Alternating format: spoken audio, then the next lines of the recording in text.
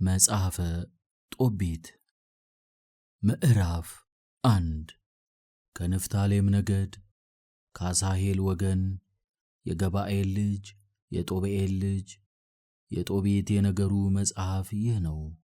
እርሱም ከአሴር በላይ ካለች ከገሊላ ንፍታሌም ክፍል ከቀዲዮስ በስተቀኝ ካለችው ከታሲብ በአሦር ንጉሥ በአሜኔሴር ዘመን የተማረከው ነው። የጦቢት መልካም ሕይወት።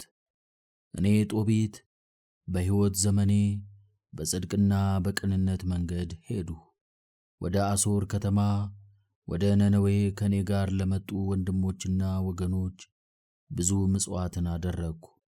እኔም ሕፃን ሆኜ ከእስራኤል ልጆች ጋር በሀገሬ ሳለሁ የአባቴ የንፍታሌም ወገኖች ሁሉ እስራኤልም ሁሉ በእርሷ ይሰዉ ዘንድ እግዚአብሔር ከእስራኤል ነገድ ሁሉ ከመረጣት የልዑል ቤተ መቅደስ ለትውልድ ሁሉ ለዘላለም ከታነጸባትና ከተቀደሰባት ከኢየሩሳሌም ወጥተው ካዱ። የካዱ ሰዎችም ሁሉ ደማሊ ለምትባል ጣዖት ሰዉ። የአባቴም የንፍታሌም ወገኖች ሁሉ ከእነርሱ ጋር ተባበሩ። እኔ ግን በዘላለማዊ ትእዛዝ ለእስራኤል ሁሉ እንደ ተጻፈ በበዓላት ቀን ብቻዬን ብዙ ጊዜ ወደ ኢየሩሳሌም እሄድ ነበር። በመጀመሪያም ከሸለትሁት ከበጎች ፀጉር ለአሮን ልጆች ለካህናቱ ወደ መሠዊያው እወስድላቸው ነበር። እህሉንና መጀመሪያውን አስራት ሁሉ በኢየሩሳሌም ለሚያገለግሉ ለአሮን ልጆች እሰጣቸው ነበር። ሁለተኛውን እጅ አስራት ግን እሸጠው ነበር። ምጽዋቱንም አውጥቼ በየዓመቱ ወደ ኢየሩሳሌም እሄድ ነበር። ሦስተኛውንም እጅ አስራት የአባቴ እናት ዲቦራ እንዳዘዘች ለድሆች እሰጥ ነበር። አባቴና እናቴ በድሃ አደግነት ትተውኛልና አካለ መጠን በደረስኩም ጊዜ ከዘመዶቼ ዘር ሚስት አገባሁ። ከእርሷም ጦቢያን ወለዱ። የጦቢት ወደ ነነዌ መማረክ። ወንድሞቼና ዘመዶቼ ሁሉ ወደ ነነዌ በተማረኩ ጊዜ ከአሕዛብ እህል በሉ። እኔ ግን የአሕዛብን እህል እንዳልበላ ሰውነቴን ጠበቅሁ፣ እግዚአብሔርን በፍጹም ልቦናዬ አስበዋለሁና። እግዚአብሔርም በአሜኔሴር ፊት ክብርንና ባለሟልነትን ሰጠኝ። እርሱም መጋቢ አድርጎ ሾመኝ። ወደ ምድያምም ሄድሁ። በምድያም ክፍል በራጊስ ያለ የጋብርያስ ወንድም ገባኤልንም 10 መክሊት አደራ አስጠበቅሁት። አሜኔሴርም በሞተ ጊዜ በእርሱ ፋንታ ልጁ ሰናክሬም ነገሠ። ሥራውም ክፉ ነበር፣ ከሹመቴም ሻረኝ። እንግዲህም ወዲህ ወደ ምድያም መሄድን አልቻልሁም። የጦቢት መልካም ሥራ። በአሜኔሴርም ዘመን ለወንድሞቼ ብዙ ምጽዋትን አደረግሁ። እህሌንም ለተራቡ ልብሴንም ለተራቆቱ ሰጠው። ከወገኖቼም የሞተውን ሰው በነነዌ ግንብ ስር ወድቆ ባየው ጊዜ እቀብረው ነበር። ንጉሥ ሰናክሬም ከይሁዳ ሸሽቶ በተመለሰ ጊዜ የገደላቸውን ሬሳዎች እኔ በስውር እቀብራቸው ነበር። እርሱ ተቆጥቶ ብዙዎቹን ገሎ ነበርና። ንጉሡም ሬሳቸውን አስፈለገ፣ አላገኘምም። ከነነዌ ሰዎችም አንዱ ሰው ሄዶ እንደ ቀበርኋቸው ነገር ሰርቶ ከንጉሡ ጋር አጣላኝ። እኔም ተሰወርሁ። ሊገለኝ እንደሚፈልገኝም ባወቅሁ ጊዜ ፈርቼ ገለል አልሁ። ባጡኝም ጊዜ ገንዘቤን ሁሉ ዘረፉኝ። ከሚስቴ ሐናና ከልጄ ጦቢያ በቀር ያስቀሩልኝ የለም። ሁለቱ ልጆቼ እስኪገሉት ድረስ ሸሽተውም ወደ አራራት ተራራ እስኪሄዱ ድረስ 55 ቀን ከቤቴ አልወጣሁም። ልጁ አስራዶንም በእርሱ ፋንታ ነገሠ። የወንድሜ ልጅ የአናሄል ልጅ አኪአክሮስንም በአባቱ ቤት ሁሉና በሥርዓታቸው ሁሉ ላይ ሾመው። አኪአኪሮስም ማለደልኝ፣ ወደ ነነዌም መለሰኝ። አኪአኪሮስም የማኅተምና የቤቱ ንብረት ጠባቂ ነበር። አስራዶንም ዳግመኛ ሾመው። ምዕራፍ 2 ወደ ሀገሬም በተመለስኩ ጊዜ ሚስቴንና ሐናን ልጄን ጦቢያን መለሰልኝ። በሰባተኛው ሱባኤ በተቀደሰችው የበዓለ ሐምሳ ዕለት ለእኔ መልካም ነገር አደረጉልኝ። እበላም ዘንድ ተቀመጥሁ። ምግቡም እጅግ ብዙ እንደሆነ ባየው ጊዜ ልጄን እንዲህ አልኩት፣ ሄደህ ከወንድሞቻችን ያገኛቸውን ድሆች ባልንጀሮችን አምጣ፣ እግዚአብሔርን አስቤዋለሁና እነሆ እኔም እጠብቅሃለሁ። በተመለሰ ጊዜም እንዲህ አለኝ፣ አባቴ ከወገኖቻችን የተገደለ አንድ ሰው አገኘሁ፣ ሬሳውም በገበያ ወድቋል። እኔም እህል ሳልቀምስ ተነሳሁ፣ ፀሐይም እስኪገባ ድረስ ወደ አንዱ ቤት አገባሁት። ወደ ቤቱም ተመልሼ ታጥቤ ምግቤን በሐዘን በላሁ። አሞጽም በዓላችሁ ወደ ሐዘን ደስታችሁም ወደ ልቅሶ ይመለሳል ያለውን አስታወስኩ። ከዚህም በኋላ አለቀስኩ። ፀሐይም በገባ ጊዜ ሄጄ መቃብር ቆፍሬ ቀበርሁት። ጎረቤቶቼም ሳቁብኝ፣ እንዲህም አሉ፣ ይህ ሰው ስለዚህ ሥራ እገደላለሁ ብሎ አይፈራምን? ንጉሥ የገደላቸውን ይቀብራልና። የጦቢት ዓይን እንዴት እንደታወረ! በዚያችም ሌሊት ከቀብር ተመለሱ። ረክሼም ስለነበር በቀድሞ ሥራ አደርሁ። ዓይኖቼ ግን ተገልጠው ነበር። በዕድሜዋም ላይ ወፎች እንዳሉ አላወቅኩም። ፊቴም ተገልጦ ሳለ እነዚያ ወፎች በዓይኔ ላይ የሚያቃጥል ኩስ ጣሉብኝ። በዓይኔም ብልዝ ወጣብኝ። እኔም ወደ ባለ መድኃኒት ሄድሁ፣ ነገር ግን የጠቀመኝ የለም። ብቻዬን ወደ ኤልማድያ እስክሄድ ድረስ አኪያክሮስ ይመግበኝ ነበር። ሐናም በሴቶች ቤት ታገለግል ነበር። ወደ እመቤቶቿም ላከች፣ እነርሱም ደሞዟን ሰጧት፣ የበግ ጠቦትም ጨመሩላት። ወደ እኔም በመጣች ጊዜ ትጮኽ ጀመር። እኔም እንዲህ አልኋት፣ ይህቺ ጠቦት ከወዴት ናት? የሰረቅሻት ከሆነችም ወደ ጌቶቿ መልሻት፣ የተሰረቀ መብላት አግባብ አይደለምና። እርሷም አለችኝ፣ በደሞዜ ላይ ሰጡኝ። እኔ ግን አላመንኋትም። ለባለቤቶቹም መልሺ ብዬ ከእርሷ ጋር ተከራከርሁ። እርሷም መልሳ ጸሎትህና ምጽዋትህ ወዴት ነው? እነሆ በላይህ ላይ ያለው ሁሉ ታወቀ አለችኝ። ምዕራፍ 3 የጦቢት ጸሎት። ከዚህም በኋላ በልብ ጭንቀት ተከዝኩ፣ አልቅሼም ጸለይሁ፣ እንዲህም አልሁ፣ አቤቱ በሥራ ሁሉ በቸርነትና በፍርድ በሚገባ ጽድቅም አንተ እውነተኛ ነህ። አቤቱ አንተ በሚገባ ዓለምን ትገዛለህ። አስበኝ ተመልከተኝም።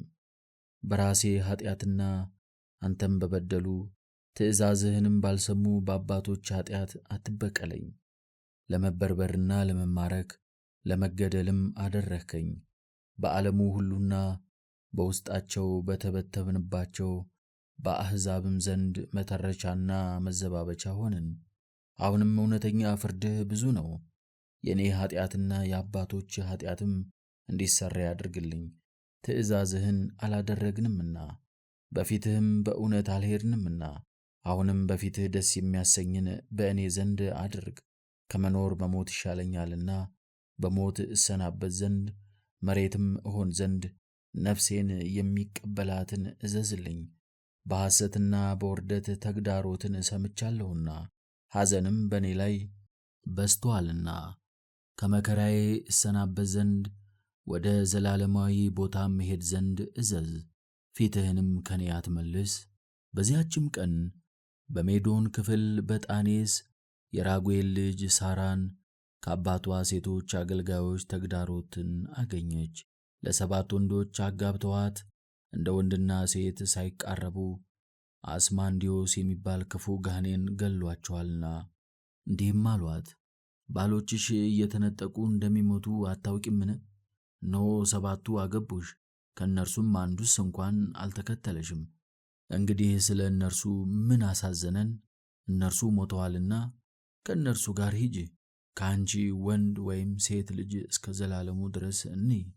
ይህንንም በሰማች ጊዜ ለመታነቅ እስከምትመኝ ድረስ እጅግ አዘነች። እንዲህም አለች፣ እኔ ለአባቴና ለእናቴ አንዲት ነኝ። እንደዚህም ባደርግ ተግዳሮት እሆንበታለሁ። ሽምግልናውንም ሰውነቱንም በጭንቅ ወደ መቃብር አወርዳታለሁ። የሳራ ጸሎት። በመስኮቱም በኩል ጸለየች፣ እንዲህም አለች፣ አቤቱ አንተ ፈጣሬ ብሩክ ነህ፣ ቅዱስና ክቡር ስምህም ለዘላለም ይመስገን። ሥራህም ሁሉ ለዘላለሙ ክቡር ነው። አቤቱ አሁንም ዓይኖቼንና ፊቴን ላንተ ሰጠው። እንግዲህ ወዲህ ተግዳሮትን እንዳልሰማ ከዚህ ዓለም አሰናብተኝ አልሁ። ከወንድ ጋር ከሚሠራው ኀጢአት ሁሉ እኔ ንጽሕት እንደሆንሁ አቤቱ አንተ ታውቃለህ። በተማረኩበትም አገር ስሜንና የአባቴን ስም አላሳደፍሁም። እኔም ለአባቴ አንዲት ነኝ፣ ወንድም የለኝም፣ ሚስት እሆንለት ዘንድ የሚጠብቀው የቅርብ ዘመድም የለኝም። 7ቱ ባሎቼ ሞተውብኛልና እንግዲህ ለምን እኖራለሁ? ልትገለኝ ባትወድ ግን ወደ እኔ ተመልክተህ ራራልኝ፣ ተግዳሮትንም እንዳልሰማ እዘዝልኝ። የሁለቱም ጸሎታቸው በእግዚአብሔር በገነት ጌትነቱ ፊት ተሰማ። ሩፋኤልንም ላከው ሁለቱን ያድናቸው ዘንድ ከጦቤትም ዓይን ብልዙን ያጠፋላት ዘንድ የራጉኤል ልጅ ሳራንም ሚስት ልትሆነው ለጦቤት ልጅ ለጦቢያ ይሰጣት ዘንድ ክፉ ጋኔን አስማንዲዮስንም ይሽረው ዘንድ ጦቢያ ይወርሳታልና። በዚያም ወራት ጦቢት ተመልሶ ወደ ቤቱ ገባ። የራጉኤል ልጅ ሳራም ከሰገነቷ ወረደች። ምዕራፍ 4 ጦቢት ለልጁ የሰጠው ምክር። በዚያችም ቀን ጦቢት በሜዶን ክፍል በራጌስ ለገባኤል አደራ ስላስጠበቀው ብር አሰበ። አስቦም እንዲህ አለ፣ እነሆ ልሙት ብዬ ለመንሁህ። እንግዲህ ልጄን ጦቢያን ጠርቼ ሳልሞት የማልነግረው ለምንድን ነው? ጠርቶም እንዲህ አለው፣ ልጄ በሞትሁ ጊዜ በመልካሙ ቅበረኝ፣ እናትህንም ጠብቃት፣ በሕይወትህም ዘመን ሁሉ አክብራት፣ የወደደችውንም አድርግላት፣ አታሳዝንባትም። ልጄ በማኅፀን ባንተ ብዙ መከራ እንደተቀበለች አስብ። በሞተችም ጊዜ በእኔ ዘንድ በአንድ መቃብር ቅበራት። ልጄ ሆይ በዘመኑ ሁሉ ፈጣሪህ እግዚአብሔርን አስበው። በደልንና ትእዛዙን መካድን አትውደድ። በሕይወትህም ዘመን ሁሉ ጽድቅን ሥራ፣ በዓመፅ መንገድም አትሂድ። ጽድቅንም ከሠራሃት በመንገድህ ሁሉና በሠራኸው ሥራ ሁሉ ትከናወንልህ። ጽድቅንም ለሚሠሯት ሁሉ ይከናወንላቸዋል። ከገንዘብህ ምጽዋት ስጥ። ምጽዋትንም በምትወጸውትበት ጊዜ በገንዘብህ አትንፈግ፣ ከድሃም ፊትህን አትመልስ። እግዚአብሔርም ፊቱን ከአንተ አይመልስም። ባለህ መጠን የሚቻልህን ያህል ምጽዋት አድርግ፣ ጥቂትም ቢሆን ለመስጠት አትፈር። ምጽዋት መስጠት መልካም ድልብን ታደልብልሃለችና፣ ምጽዋት በመከራ ቀን ከሞት ታድናለችና። ምጽዋትም ለሚያደርጋት ሁሉ በልዑል ፊት መልካም ስጦታ ናት። ልጄ ሆይ ራስህን ከዝሙት ጠብቅ። ከአባቶች ዘር ሁሉ አስቀድመህ ሚስት አግባ።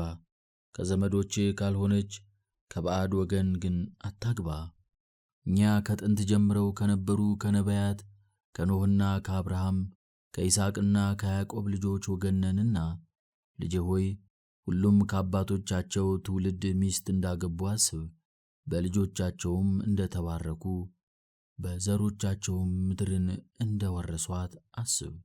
አሁንም ልጄ ሆይ ባልንጀራህን ውደድ።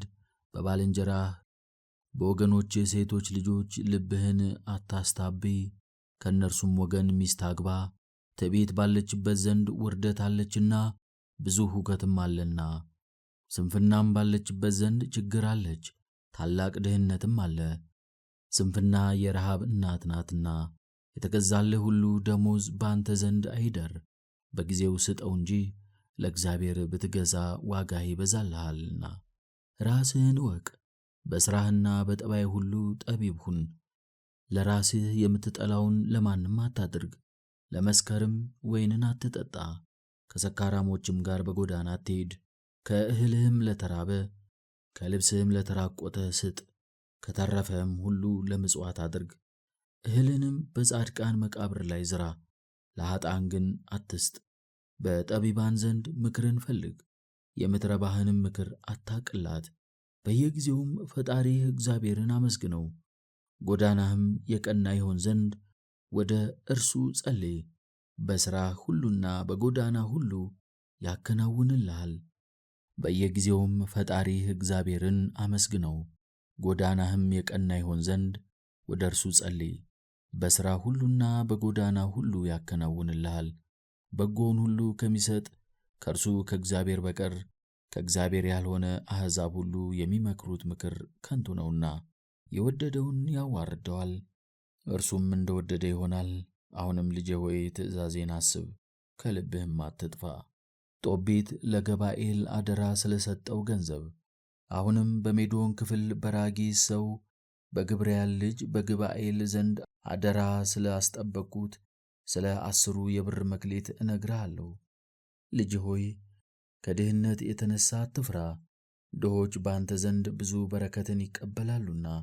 እግዚአብሔርን ብትፈራው ከኃጢአትም ሁሉ ብትርቅ እግዚአብሔርንም ደስ የሚያሰኘውንም ሥራ በፊቱ ብታደርግ ብዙ በረከት በአንተ ዘንድ ይኖራል። ምዕራፍ 5 መልአኩ ሩፋኤል ከጦቢያ ጋር እንደሄደ። ጦቢያም መለሰ እንዲህም አለ፣ አባቴ ያዘዝኸኝን ሁሉ አደርጋለሁ። ነገር ግን ከማላውቀው ሰው ያንን ብር መቀበል እንዴት እችላለሁ? እርሱም ደብዳቤ ሰጠው፣ እንዲህም አለው፣ ከአንተ ጋር የሚሄድ ሰው ፈልግ፣ እኔም በሕይወት ሳለሁ ደሞዙን እሰጠዋለሁ። ሄደህም ያንን ብር ተቀበል። እርሱም ሰውን ሊፈልግ ሄዶ መልአኩን ሩፋኤልን አገኘው። ነገር ግን መልአክ እንደሆነ አላወቀም። እርሱም አለው፣ ሀገሩን ታውቅ እንደሆነ ወደ ሜዶን ክፍል ወደ ራጊስ ከኔ ጋር መሄድ ትችላለህን? መልአኩም እንዲህ አለው፣ ከአንተ ጋር እሄዳለሁ፣ መንገዱንም አውቀዋለሁ። በገባኤልም ዘንድ ተረታው። ጦቢያም ለአባቴ እስክነግረው ድረስ ቆየኝ አለው። እርሱም ሂድ አትቆይ አለው።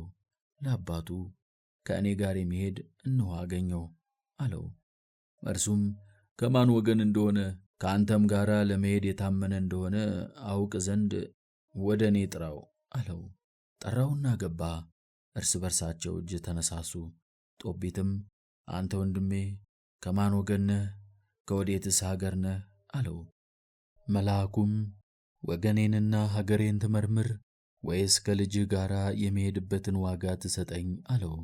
ጦቢትም አንተ ወንድሜ ዘመድህንና ስምህን አውቅ ዘንድ እወዳለሁ አለው። እርሱም እኔስ የወንድምህ የታላቁ አናንያ ዘመድ አዛርያ ነኝ አለው። ጦቢትም አለው፣ አንተ ወንድሜ ደህና ነህን? ወገንህንና ሀገርህን አውቅ ዘንድ መርምሬአለሁና አትንቀፈኝ። ነገር ግን አንተ በእውነቱ ከደግና ከተባረከ ወገን ነህ። እኔም የታላቁ የሴሚዮን ልጆች አናንያንና ኢታያንን አውቃቸዋለሁ። እንሰግድ ዘንድ ከእነርሱ ጋር አብረን ወደ ኢየሩሳሌም ሄደን ነበር፣ በኩራትና የእህላችንን አስራት ወስደን። ነገሩ ግን በአባቶቻችን በደል አልበደልንም። ወንድሜ አንተ ግን ከደግ ቤተሰብ ነህ። ነገር ግን ንገረኝ፣ ደሞዝህን ምን እንስጥህ? በየቀኑ 1 ድርሃም እንስጥህን? ምግብህስ ከልጄ ጋር ይሁን። በደህና ከተመለሳችሁ ወደ ደሞዝ ላይ ጨምረዋለሁ። እንደዚህም ጨረሱ። ጦቢያንም አለው፣ ትሄዱ ዘንድ ትከናወኑም ዘንድ ተዘጋጁ። ልጁም ለመንገድ ስንቃቸውን አዘጋጀ። አባቱም አለው፣ ከዚህ ሰው ጋር ሂድ፣ በሰማያት የሚኖር እግዚአብሔር መንገዳችሁን ያቅናላችሁ። መልአኩም አብሮአችሁ ይሂድ። ሁለቱም ወጥተው ሄዱ። ሌላው ልጃቸውም ተከተላቸው። እናቱ ሐናም አለቀሰች። ጦቢትንም እንዲህ አለችው፣ ልጄን ለምን ላከው? እርሱ በፊታችን የሚወጣና የሚገባ በእጃችን ያለ ምርኩዛችን አይደለምን? ብሩስ ይጥፋ፣ የልጅም ቤዛ ይሁን። የምንኖርበት እግዚአብሔር የሰጠንን ይበቃናልና። ጦቢትም አላት፣ እህቴ አትጨነቂ፣ በደህና ይመለሳል፣ በዓይኖችሽም ታየዋለሽ። ቸር መልአክ በፊቱ ይሄዳልና ጎዳናውን ያቀናለታልና በደህናም ይመለሳልና። ሐናም ለቅሶዋን ተወች። ምዕራፍ 6 መልአኩና ጦቢያ ወደ ጤግሮስ ወንዝ እንደደረሱና ዓሣ እንደያዙ በመንገዳቸውም ሲሄዱ ወደ ጤግሮስ ወንዝ ማታ ደረሱ። በዚያም አደሩ። ያም ልጅ ሊታጠብ ወረደ። ከውኃውም ውስጥ ዓሣ ወጥቶ ተወረወረ። ያንም ልጅ ይወጣው ዘንድ ወደደ። መልአኩም ያን ዓሣ ያዘው አለው። ያም ልጅ ዓሣውን ያዘው፣ ወደ የብስም አወጣው። ያም መልአክ ዓሣውን እረደው፣ ልቡንና ጉበቱን ሐሞቱንም ያዝ፣ አጥብቀህም ጠብቅ አለው። ያም ልጅ መልአኩ እንዳዘዘው አደረገ። ዓሣውንም ጠብሰው በሉ። ሁለቱም ገስግሰው ሄደው ወደ በጣኔስ ደረሱ። ያም ልጅ መልአኩን አለው፣ አንተ ወንድሜ አዛርያ፣ የዚህ ዓሣ ልቡ ጉበቱና ሐሞቱ ለምንድን ነው? መልአኩም አለው፣ ልቡና ጉበቱ የሚያሳምም ክፉ ጋኔን ያደረበት ቢኖር ወይም ርኩስ መንፈስ ያደረበት ቢኖር ያን ለዚያ ሰው በፊቱ ያጤሱለታል። ሴትም ብትሆን ያጤሱላታል። ከዚያም በኋላ አይታመሙም። ሐሞቱ ግን በዓይኑ ላይ ብልዝ ያለበትን ሰው ይኩሉታል፣ እርሱም ይድናል። ወደ ራጊስም በቀረቡ ጊዜ መልአኩ አለው፣ አንተ ወንድሜ ዛሬ በራጉኤል ቤት እናድራለን። እርሱም ዘመድህ ነው። አንዲት ልጅም አለችው፣ ስሟም ሳራ ይባላል። ሚስት ትሆንህ ዘንድ እንዲሰጥህ ስለ እርሷ እናገራለሁ፣ ለአንተ ውርሷ ይደርሳሃልና። ከዘመዶቿም ወገን አንተ አለህ። ልጅቱም ደግና ልባም ናት። አሁንም ስማኝ፣ ለአባቷም እነግረዋለሁ። ከራጊስም በተመለስን ጊዜ የሰርግ በዓል እናደርጋለን። ራጉኤል በሙሴ ሕግ መሠረት ለሌላ ሰው ይሰጣት ዘንድ አይወድምና ብትሞትም በወደደ ነበር። ከሰው ሁሉ ይልቅ ውርሷ ለአንተ ይደርሳልና። ያም ልጅ መልአኩን አለው፣ አንተ ወንድሜ አዛርያ፣ ያችን ልጅ ለ7 ወንዶች እንዳጋቧት እኔ ሰምቻለሁ። ሁሉም በሰርጉ ጊዜ ሞቱ። አሁንም እኔ ለአባቴ ብቸኛ ነኝ። ወደ እርሷም በገባው ጊዜ እንዳልሞት የአባቴንና የእናቴንም ሕይወት በእኔ ምክንያት በጭንቅ ወደ መቃብር እንዳላወርድ እፈራለሁ። የሚቀብራቸውም ሌላ ልጅ የላቸውምና። ያም መልአክ አለው፣ ከዘመዶችህ ሚስት ታገባ ዘንድ አባትህ ያዘዘህን ቃል አታስብምን? አሁንም አንተ ወንድሜ ስማኝ፣ የጋኔኑን ነገርስ አያሳዝንህ። በዚህች ሌሊት ከዘመዶችህ ወገን እርሷ ሚስት ሆና ትሰጥሃለችና። ወደ ጫጉላ ቤትም በገባህ ጊዜ የዕጣን ራሪ ውሰድ። ከዚህም ዓሣ ከጉበቱና ከልቡ ጨምረህ አጢስበት። ጋኔኑም በሸተተው ጊዜ ይሸሻል፣ ለዘላለሙም አይመለስም። ወደ እርሷም በገባህ ጊዜ ሁለታችሁ ይቅር ባይ ወደ ሆነው ወደ እግዚአብሔር ጩኹ፣ እርሱም ያድናችኋል፣ ይቅርም ይላችኋል። እንግዲህ አትፍራ፣ ከጥንትም ጀምሮ እርሷን አዘጋጅቶልሃልና። አንተም ታድናታለህ፣ እርሷም ካንተ ጋር ትሄዳለች፣ ከእርሷም ልጆችን እንደምትወልድ እነግርሃለሁ። ጦቢያም ይህንን ሰምቶ አደነቀ፣ ልቡም ወደ እርሷ ተሳበ። ወደ ባጥናም ደረሱ። ምዕራፍ 7 መልአኩና ጦቢያ ወደ ራጉኤል ቤት እንደደረሱ። ወደ ራጉኤልም ቤት ደረሱ። ሳራም ተቀብላ ደስ አሰኘቻቸው። እንዲሁ እነርሱም እርሷን ደስ አሰኟት፣ ወደ ቤትም አስገባቻቸው። ራጉኤልም ሚስቱ አድናን ይህ ልጅ ድንቅ ነው፣ ከዘመዶች ወገን የሆነ ጦቢትን ይመስለዋል አላት። ራጉኤልም ወንድሞቻችን እናንተ ከወዴት ናችሁ አላቸው። እነርሱም ወደ ነነዌ ከተማረኩት ከንፍታሌም ልጆች ነን አሉት። ራጉኤልም ወንድሜ ጦቢትን ታውቁታላችሁን አላቸው። እነርሱም እናውቀዋለን አሉት። እርሱም በሕይወት አለን? ደህና ነውን አላቸው። እነርሱም አዎ ደህና ነው አሉት። ጦቢያም አባቴ ነው አለው። ራጉኤልም ተነስቶ ሳመው፣ አለቀሰም። አንተ የደግ ሰው ልጅ ነህ ብሎ መረቀው። የጦቢትም ዓይኖች እንደጠፉ ነገረው። የጦቢትም ዓይኖች እንደጠፉ በሰማ ጊዜ አዝኖ አለቀሰ። ሚስቱ አድናና ልጁ ሳራም አለቀሱ። በደስታም ተቀብለዋቸው በጋርደውም ማዕድ አቀረቡላቸው። እጅግም መሸ። ጦቢያም አዛርያን አንተ ወንድሜ አዛርያ በጎዳና ያልኸኝን ነገር ተናገር፣ ነገሩም ይለቅ አለው። ራጉኤልም ጦቢያ መልአኩን እንደሚያነጋግረው ሰምቶ ጦቢያን አነጋገረው፣ እንዲህም አለው፣ አንድ ጊዜ ብላ ጠጣ፣ ደስም ይበልህ። ልጄ ለአንተ ትገባለችና አንተም ታገባታለህና። እኔም እውነቱን እነግርሃለሁ፣ ይህችን ልጄን ለ7 ወንዶች አጋባኋት። ወደ እርሷም እንደገቡ በሌሊት ይሞታሉ። ነገር ግን አንድ ጊዜ ደስ ይበልህ። ጦቢያም ነገሩን ለእኔ እስክትጨርሱልኝ ድረስ ነገሬንም እስክታጸኑልኝ ድረስ በዚህ ምንም አልቀምስም አለ። ራጉኤልም አለው፣ ከአሁን ጀምሮ እንደ ሥርዓቱ ሰዳት፣ አንተ ወንድሟ ነህና እርሷም እህትህ ናትና፣ ይቅር ባይ እግዚአብሔርም የሚበጀውን ያከናውንላችሁ። ልጁ ሳራንም ጠራት፣ እጇንም ይዞ ሚስት ልትሆነው ለጦቢያ ሰጣት። እነሆ በሙሴ ሥርዓቱ ሰዳት፣ ወደ አባትህም ቤት አግባት ብሎ መረቃቸው። ሚስቱ አድናንም ጠራት፣ ወረቀትም ወስዶ ጻፈና አተማት። ከዚህም በኋላ ይበሉ ጀመሩ። አድናንም ጠርቶ አንቺ እህቴ ሌላ የጫጉላ ቤት አዘጋጂ፣ ወደዚያም አግቢያት አላት። እንዳላትም አደረገች። ወደዚያም አገባቻት። አለቀሰችም፣ የልጇንም እንባ ጠረገች። ስለዚህች ሐዘንሽ ፋንታ የሰማይና የምድር ጌታ ደስታ እንደሚሰጥሽ እመኚ አለቻት። ምዕራፍ 8 የጋኔኑ ከሳራ መውጣት። ተመግበውም በጨረሱ ጊዜ ጦቢያን ወደ እርሷ ገቡት። ወደ እርሷም በገባ ጊዜ የሩፋኤልን ነገር አሰበ። የዕጣን እራሪ ወሰደ። ከዚያም ዓሣ ከልቡና ከጉበቱ ጨምሮ አጤሰው። ሽታውም ያንን ጋኔን በሸተተው ጊዜ እስከ ላይኛው ግብፅ አውራጃ ድረስ ሸሸ።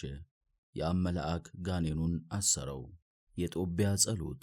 ሁለቱም በተዘጋባቸው ጊዜ ጦቢያ ከአልጋው ተነስቶ እህቴ ተነሽ፣ እግዚአብሔር ይቅር ይለን ዘንድ እንጸልይ አላት። ጦቢያም እንዲህ ይል ጀመረ። አቤቱ የአባቶቻችን አምላክ አንተ ብሩክ ነህ፣ ቅዱስ ስምህም ይባረክ፣ ለዘላለሙም ይመሰገናል። ሰማያትና የፈጠርሃቸው ሁሉ ያመሰግኑሃል። አንተ አባታችን አዳምን ፈጠርኸው፣ ትረዳውና ታሳርፈውም ዘንድ ሔዋንን ሰጠኸው። ከእነዚያም የሰው ዘር ተወለደ።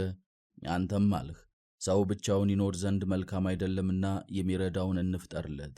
አሁንም ይህችን እህቴን የማገባት በሚገባ ነው እንጂ ስለ ዝሙት አይደለምና አቤቱ አብረን ወደ ሽምግልና እንድንደርስ እንረዳዳ ዘንድ ለእኔና ለእርሷ ይቅርታ ላክልን። እርሷም ከእርሱ ጋር አሜን አለች። ሁለቱም በዚያች ሌሊት አብረው አደሩ። ከዚህም በኋላ ራጉኤል ተነስቶ ሄደ። እርሱም ምናልባት ይሞት ይሆናል ብሎ መቃብር ቆፈረ። ራጉኤልም ወደ ቤቱ ተመለሰ። ሚስቱ አድናንም አላት፣ ደህና እንደሆነ ታየው ዘንድ አንዲት ልጅ ላኪ፣ ሞቶም እንደሆነ ማንም ሳያውቅ እንቀብረዋለን። ያቺም ልጅ ሄዳ ደጃፉን ከፈተች። ሁለቱም ተኝተው አገኘቻቸው። ተመልሳም እርሱ ደህና እንደሆነ ነገረቻቸው። ራጉኤልም እግዚአብሔርን አመሰገነው፣ እንዲህም አለ፣ አቤቱ አንተ የተመሰገንህ ነህ፣ ንጽሕትና ቅድስት በሆነች ምስጋና ሁሉ የተመሰገንህ ነህ። ጻድቃንህ በሠራኸው ሥራ ሁሉ ያመሰግኑሃል። መላእክትህና የመረጥካቸውም ሁሉ ለዘላለም ያመሰግኑሃል። ደስ አሰኝተኸኛልና አቤቱ አንተ የተመሰገንህ ነህ። እንደ ጠረጠርሁት አልተደረገብኝም፣ ነገር ግን እንደ ቸርነትህ ብዛት አደረክልኝ። አንተ ብሩክ ነህ። ሁለቱም ብቸኞች ይቅር ብለሃቸዋልና ዘመናቸውን በደህንነትና በደስታ በቸርነትህ ይፈጽሙ ዘንድ አቤቱ በጎነትን አድርገህላቸዋልና። ከዚያም በኋላ ራጉኤል ያንን መቃብር ይደፍኑ ዘንድ አገልጋዮቹን አዘዛቸው። የሰርጉ በዓል። ከዚህም በኋላ 14 ቀን በዓል አደረገላቸው። ራጉኤልም የሰርጉ 14 የበዓል ቀን እስኪፈጸም ድረስ ወጥቶ እንዳይሄድ ጦቢያን አማለው። ከዚህም በኋላ ሄዶ የገንዘቡን እኩሌታ ይወስድ ዘንድ ወደ አባቱም በደህና ይሄድ ዘንድ የተረፈውን ግን እርሱና ሚስቱ ከሞቱ በኋላ ይወስድ ዘንድ አስማለው። ምዕራፍ 9 ሩፋኤል የአደራውን ገንዘብ እንደተቀበለ። ጦቢያም ሩፋኤልን ጠርቶ እንዲህ አለው፣ አንተ ወንድሜ አዛርያ ሆይ 2 ብላቴኖችንና ግመሎችን ይዘህ የሜዶን ክፍል ወደምትሆን ወደ ራጊስ ወደ ገባኤል ቤት ሂድ። የብሩንም መክሊት አምጣ፣ እርሱንም ወደ ሰርጉ በዓል ጥራው። የሰርጉ በዓል ሳያልቅ እንዳልወጣ ራጉኤል አምሎኛልና። አባቴ ግን ቀኑን ይቆጥራል፣ ብዘገይም ፈጽሞ ያዝናል። ሩፋኤልም ሄደ፣ በገባኤልም ቤት አደረ። ደብዳቤውንም ሰጠው። እነዚያንም ከረጢቶች እንደታተሙ አምጥቶ ለሩፋኤል ሰጠው። በጠዋትም በአንድነት ገስግሰው ሄዱ። ወደ ሰርጉም ደረሱ። ጦቢያም ያንን ብር ባመጣለት ጊዜ ሩፋኤልን መረቀው። ምዕራፍ 10 የጦቢያ ወላጆች እንደተጨነቁ። አባቱ ጦቢት ግን ቀኑን ይቆጥር ነበር። ቀጠሮም አልቆ ሳይመጡ በቀሩ ጊዜ እንዲህ አለ፣ ምናልባት እነሆ ልጄ ታስሮ ይሆን?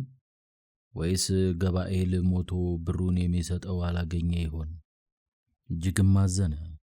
ሚስቱም ልጄስ ሞቷል፣ ስለዚህም ነገር ዘገየ አለችው። እንዲህም እያለች ታለቅስ ጀመረች። የዓይኔን ብርሃን ልጄን ያጠፋህብኝ ባይሆን ባላሳዘነኝም ነበር። እርሱም ዝም በይ አትጨነቂ፣ እርሱስ ደህና ነው አላት። እርሷም አለችው፣ አንተም ዝም በል አታታለኝ፣ ልጄስ ሞቷል። ታለቅስለትም ዘንድ በሄደበት ጎዳና ሁልጊዜ ትሄድ ነበር። የሰርጉ በዓል ሳያልቅ እንዳይሄድ ራጉኤል ያማለው 14ቱ የበዓል ቀን እስኪፈጸም ድረስ ለልጇ ለጦቢያ እያለቀሰችለት በቀን እህል አትበላም ነበር፣ በሌሊትም ዝም አትልም ነበር። የጦቢያና ሳራ ወደ ቤታቸው መመለስ። ከዚህም በኋላ የሰርጉ በዓል ባለቀ ጊዜ ጦቢያ ራጉኤልን አለው፣ እንግዲህስ ወዲያ አሰናብተኝ፣ አባቴና እናቴ ተስፋ ቆርጠዋልና እንግዲህ ወዲህም ያዩኝ ዘንድ ተስፋ አያደርጉምና። አማቱም በእኔ ዘንድ ተቀመጥ፣ ወሬህን ይነግሩት ዘንድ እኔ ወደ አባትህ እልካለሁ አለው።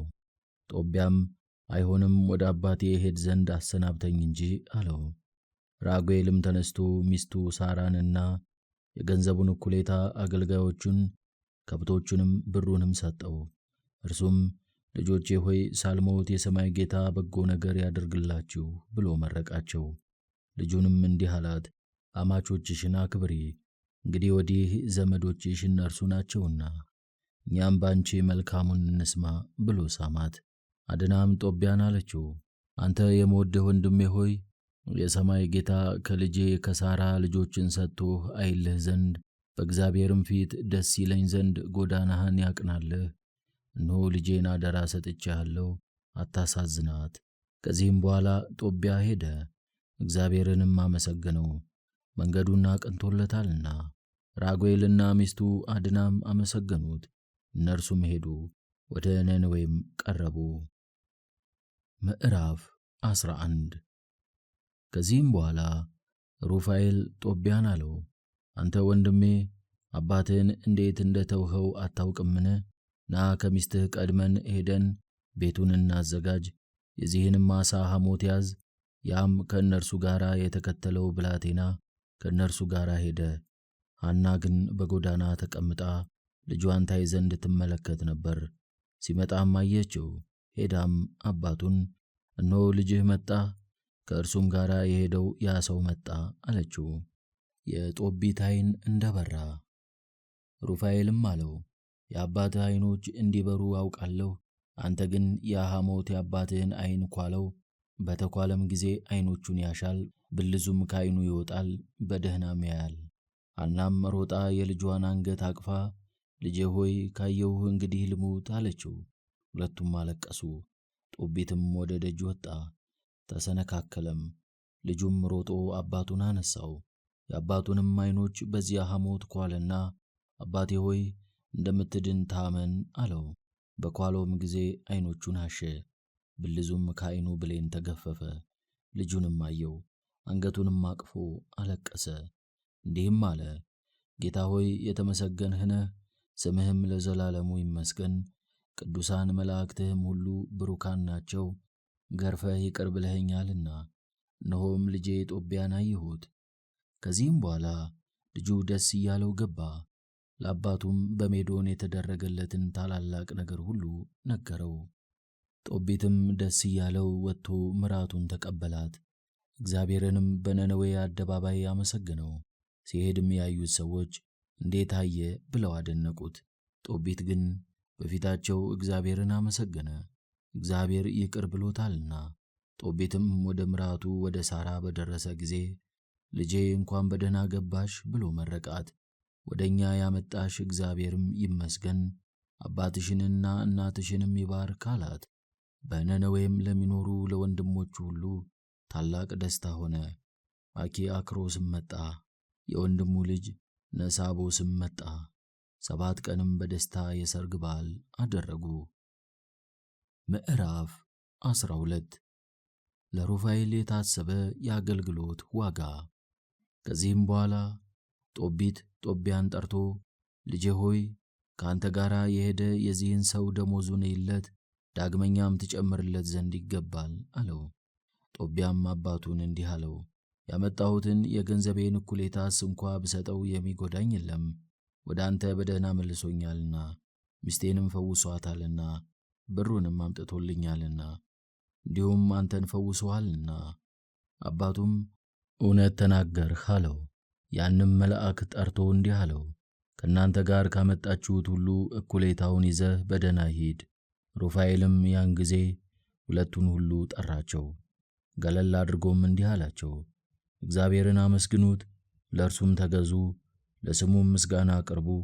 ስላደረገላችሁም በጎ ነገር ሁሉ በሰው ሁሉ ፊት እመኑበት። እግዚአብሔርን አመስግኑት፣ ስሙንም አመስግኑ። የእግዚአብሔርንም ሥራ በክብር ተናገሩ፣ ተአምራቱንም ግለጡ። እርሱንም ከማመስገን ቸል አትበሉ። የመንግሥትን ምስጢር ሊሰውሩት የእግዚአብሔርን ሥራ ግን በክብር ሊገልጡት ይገባልና መከራም እንዳታገኛችሁ በጎ ሥራን ሥሯት። ጸሎት ከጾም ከምጽዋትና ከጽድቅ ጋር መልካም ነው። ከብዙ የዓመፅ ገንዘብ ጥቂት የእውነት ገንዘብ ይሻላል። ወርቅንም ከማድለብ ምጽዋት መስጠት ይሻላል። ምጽዋት ከሞት ታድናለች፣ ከኀጢአትም ሁሉ ታነጻለችና። ጽድቅንና ምጽዋትን የሚያደርጉም ሁሉ ለራሳቸው ሕይወትን ይሞላሉ፣ የሚበድሉ ግን ሕይወታቸውን ይጠሏታል። እነሆ ነገሩን ሁሉ ከእናንተ አልሰውርም።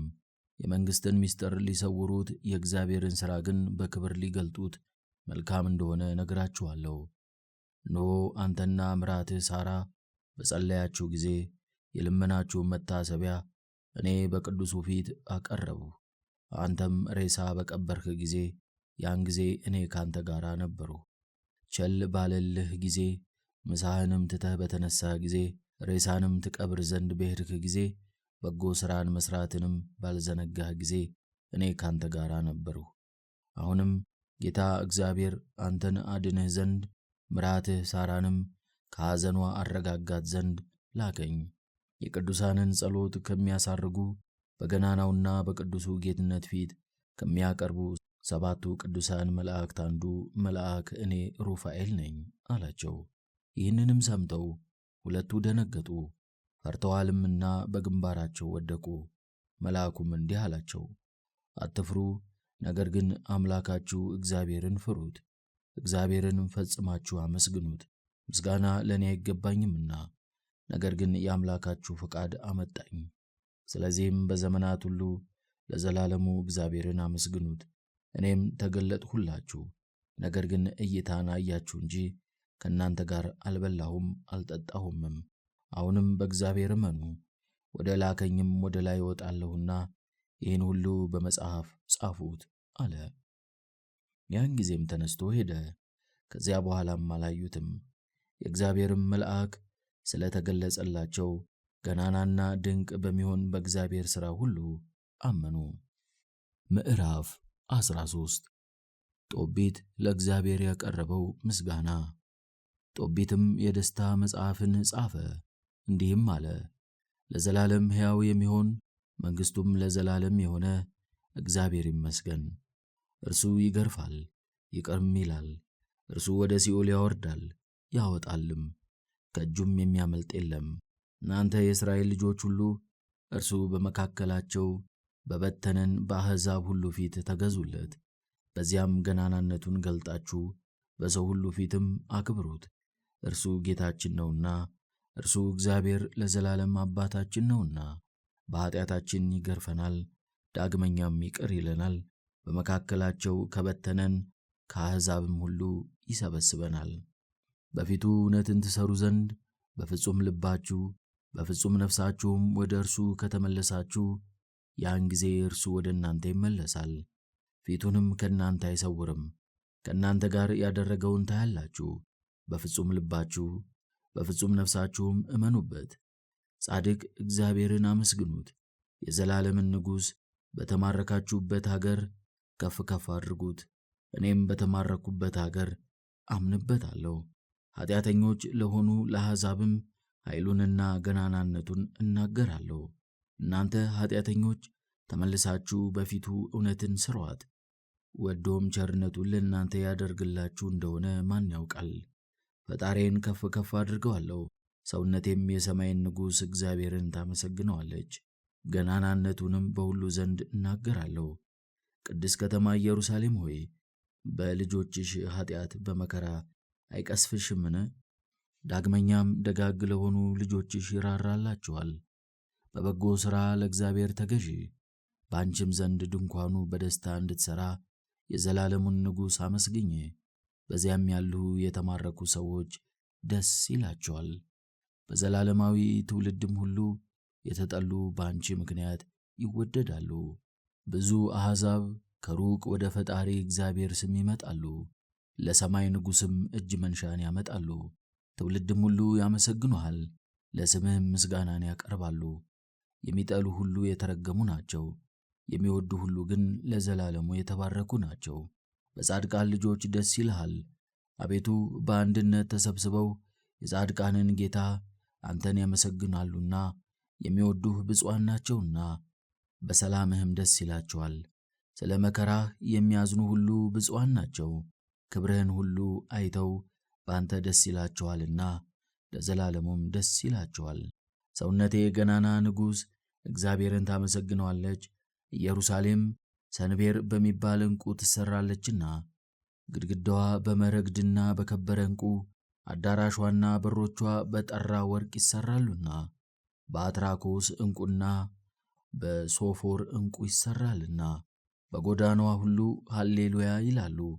እያመሰገኑም እንዲህ ይላሉ፣ እግዚአብሔር ለዘላለም እስከ ዘላለም ይመስገን። ምዕራፍ 14 የጦቢት የመጨረሻ ምክር።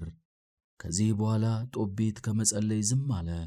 ዓይኑም በጠፋ ጊዜ 58 ዓመት ሆኖት ነበር። ከ8 ዓመት በኋላም አየ፣ ምጽዋትም መጸወተ። ጌታ እግዚአብሔርን መፍራትንም ጨመረ፣ በእርሱም አመነ። ፈጽሞ አረጀ። ልጁንና የልጁንም ልጆች ጠራቸው፣ እንዲህም አላቸው፣ አርጅቻለሁና ለሞትም ደርሻለሁና ልጆችህን አምጣቸው።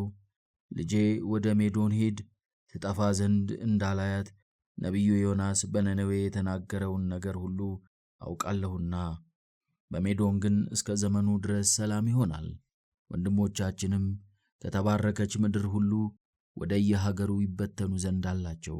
ኢየሩሳሌምም ምድረ በዳ ትሆናለች፣ በእርሷም ያለ የእግዚአብሔር ቤት ይቃጠላል፣ እስከ ዘመኑም ድረስ ምድረ በዳ ይሆናል። ዳግመኛም እግዚአብሔር ይቅር ብሎ ወደ ሀገራቸው ይመልሳቸዋል። ማደሪያው ቤተ መቅደስንም ይሠራሉ። የዘመኑ ቁጥር እስከሚፈጸም ነው እንጂ እንደ ቀድሞ አይደለም። ከዚህም በኋላ ከተማረኩበት ይመለሳሉ። ኢየሩሳሌምንም በክብር ይሠሯታል። በእርሷም የእግዚአብሔርን ቤት እስከ ልጅ ልጅ ዘመን ድረስ በእብነ በረድ ይሠራሉ።